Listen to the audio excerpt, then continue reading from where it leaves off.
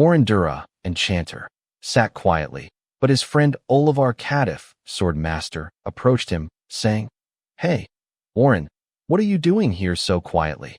If it's about the preparation for the next exploration, then I was about to." Before Orin could finish, Olivar cut in. "You'll have to leave the party from now on." "What kind of joke is this?" Orin asked in shock. "This is no joke," Olivar responded firmly.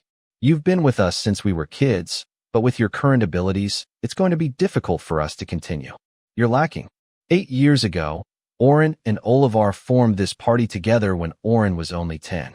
Now, after countless battles and achievements, they had reached an unprecedented feat, the 94th floor of the dungeon.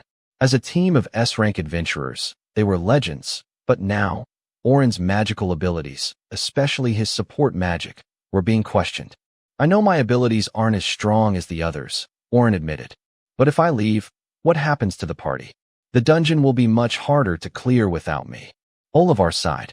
"During the dragon subjugation last month, we saw just how vital an enchanter's support magic is. And unfortunately, your magic isn't up to the standard of other S-rank enchanters. You're just not enough for what we need anymore." Derek Mosley, defender, chimed in, his tone cold. "You only became an enchanter because your swordsmanship was inferior to Olivar's, right? You lack both sword and magic skills, and that's why we have this issue.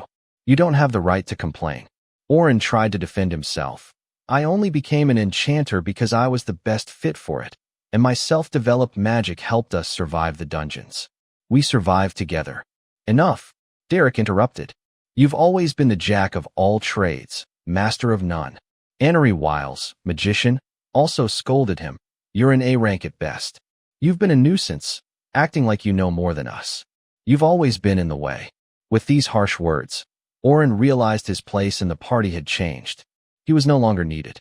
"If there's already someone to replace me, then I have no place here," he said, feeling the weight of betrayal.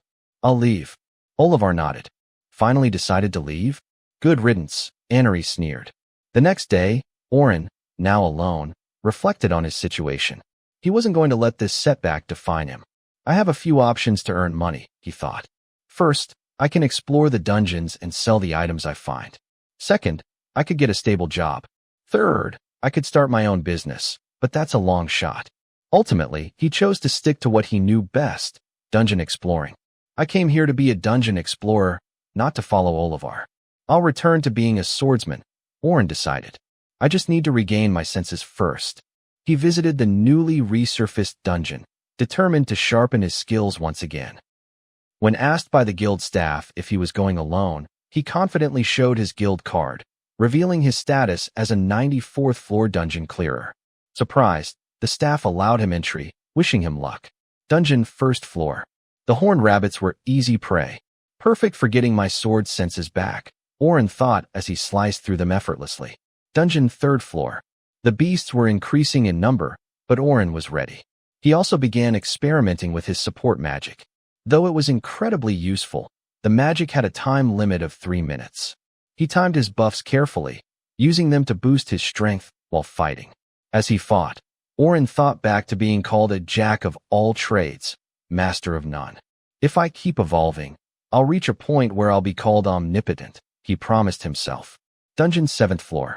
Orin encountered another party that had abandoned a girl as bait for the monsters. Disgusted by their selfishness, he confronted them. "I can't believe you guys. You're whining instead of rescuing her. What kind of adventurers are you?" He couldn't stand to see someone left behind, knowing how it felt to be discarded. "I'm going to save her," Orin declared.